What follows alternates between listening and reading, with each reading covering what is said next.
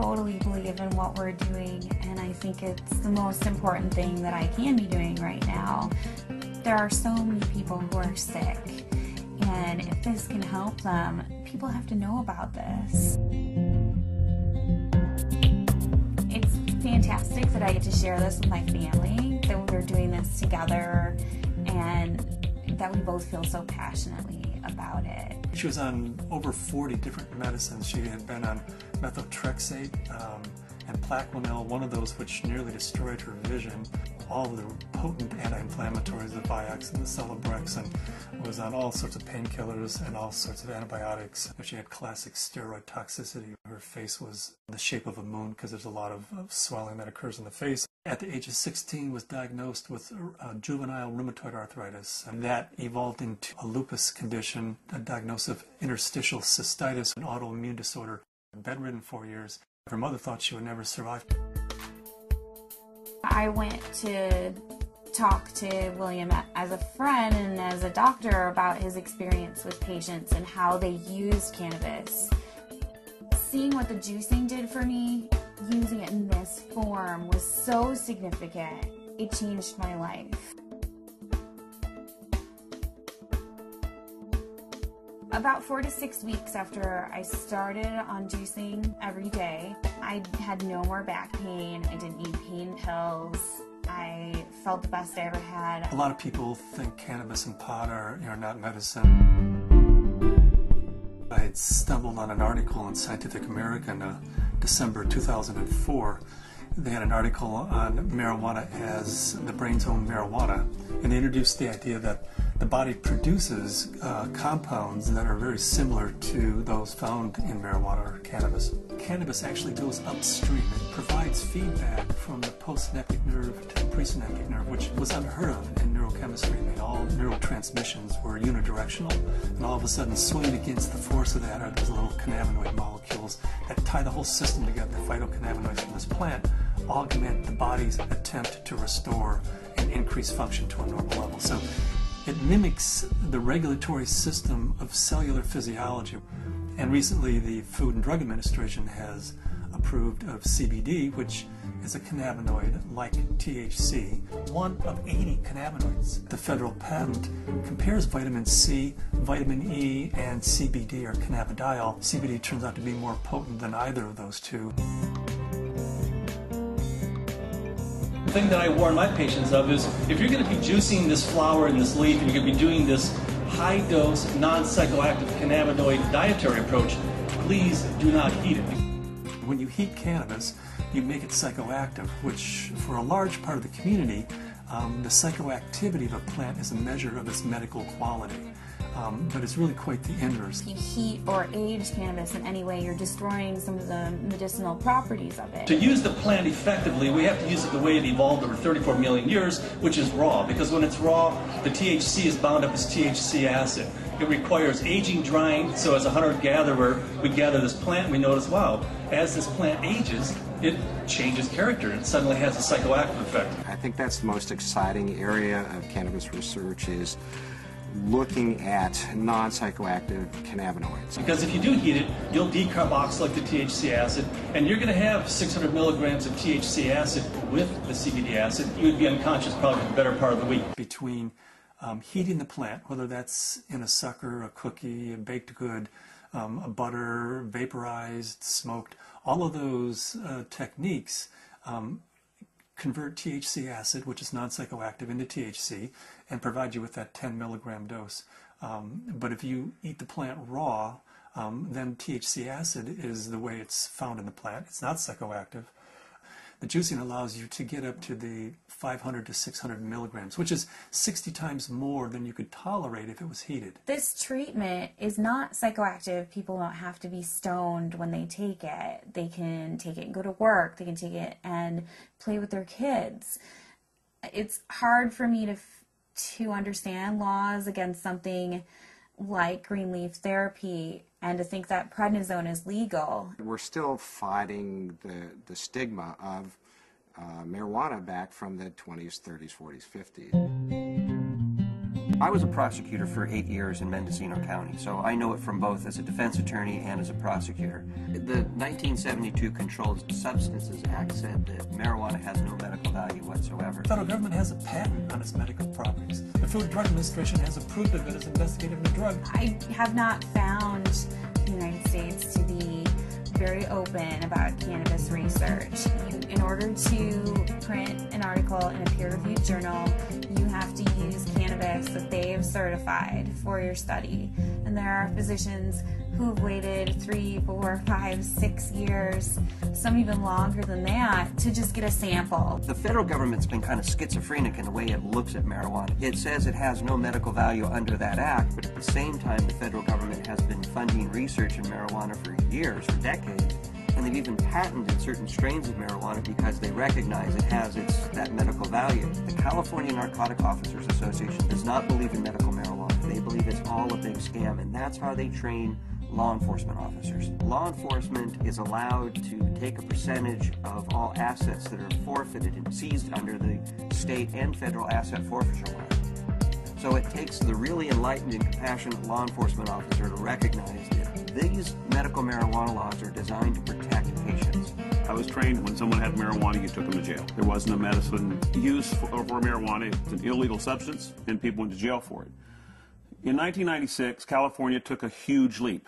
I didn't support Proposition 215 because of the education I had, the experience I had, and what I had seen through the illegal marijuana gardens that I had seen throughout my career. Since 1996, I have changed my opinion somewhat. I believe there is a very clear medicinal use for marijuana. That being said, I believe that there are a large percentage of people who use marijuana as an excuse to either make profits or for recreational.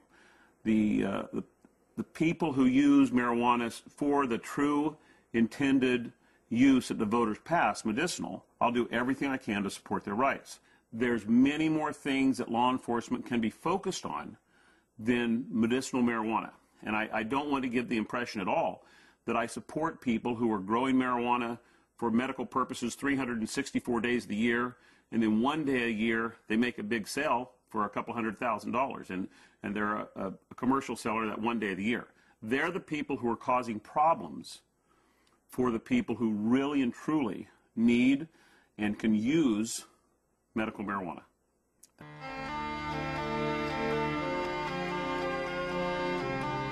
Terrifying, to be told as a parent that your child does have a tumor in her brain. It took 24 hours in the operating room. They gave us a 10% chance of survival with treatment. The Oakland Children's Hospital, where they called me and they said they had a baby who they were discharging home. This baby had completed all treatment that would be useful for it, had brain tumor, had surgery, had radiation and chemo, and the tumors were still growing and still multiplying, and therefore they said to the parents, just take this baby home and make it comfortable, because there's nothing more that we know that will help its condition. Started to accept to the point where the illness had taken her and us, and try and find some acceptance. A month went by and I got in contact with the family, and they said, well, we just came back from Children's Hospital. They did a CAT scan. The tumors have shrunk and there are fewer of them. And they said, I'll tell you what we've been doing. We've been juicing the fan leaves of the marijuana plant and giving our baby a shot glass of this juice every day. This is like this wonderful hospice story. She is no longer on hospice. I brought the oxygen concentrator back.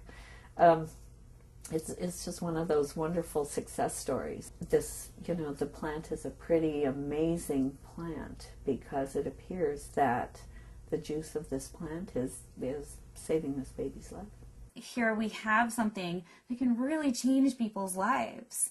I mean, I was laying in bed, catheterized, thinking that physicians were just trying to make me comfortable. They really didn't think that there was anything more that they could do, and that I may not live to be 30, which I am now. That was the best I could hope for. the best I could hope for was taking enough methadone and Percocet every day that I just didn't feel anything at all. I'd gotten in touch with Dr. Courtney because we had received a doctor's recommendation from one of his patients, and in it asked that they start juicing the leaves and having capsules and a few other items which I didn't know anything about. So after I contacted him, I was really excited to hear that there might be some other alternatives to the smoking of the cannabis. These are friends we've had in the past year. They said, your father's not the same as he was when we first met him, and he seems to be much more alive and much, doing a lot more and more active. And I had informed them that it was because of the juice that he had been taking. Right after we started juicing, that he seemed to be more active. We would do things out in the garage more, and he wouldn't spend so much time in his chair. We have ran out periodically in the last year and a half, and that's what made me convinced that he needed it, because when he would run out, he would have trouble getting out of the car. I had 4 doctors tell me that I should have a hysterectomy. You either have no ovaries, or at the very least you're sterile. That my endometriosis was so bad I would never be able to have a child. Despite very potent birth control, despite being sterile, Zahaya decided she was going to come join the party.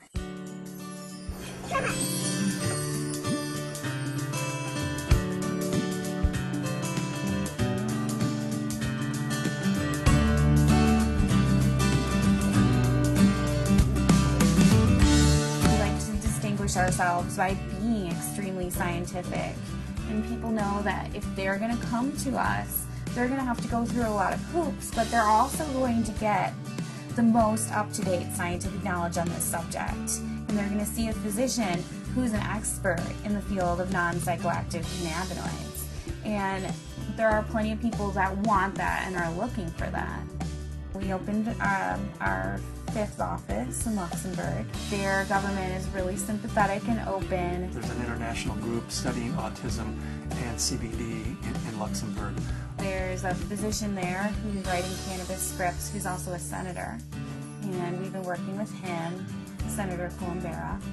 The government may be actually funding experiments in a research center using cannabis, in large part because of Dr. Courtney's work with non-psychoactive cannabinoids and Senator Columbera's work with cancer patients. There are now facilities for testing plants, and there's been more progress made in the last 5 to 6 months. A new strain in from Spain called Canatonic, 6.9% CBD. That's 700% increase over Northern Lights, which is our previous high producer. I would like to find strains that have all of the cannabinoids present in an amount that's useful. I'd like to produce strains that are adapted to environment. In Luxembourg, we're producing thousands and thousands and pounds of seed, to raise the money to give away, a half a pound of seed, because if that person grows an acre of cannabis and feeds their family the proteins and the fatty acids, incredible food source, an incredible preventative medicine source, and an incredible therapeutic source, and at the same time, they're sucking 5 times as much CO2 out of the environment as an acre of trees. First, we have to change Convention Treaty Number 1, which was the convention that the UN put out in 1961 that says cannabis as a crime should be, if you have it, if you grow it, if it's in your possession, you should be in prison. That dogma has dominated the world right now.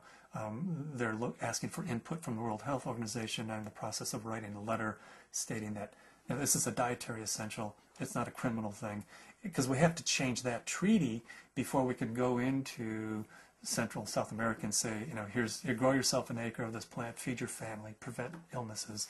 So Cannabis International kind of legalizing the plant globally, giving it back to people as a food source, prevent illness is so much better than waiting until you have diseases. With my own experience and all the patients that I've spoken to, I believe that it's not an isolated incident, that this is the best medication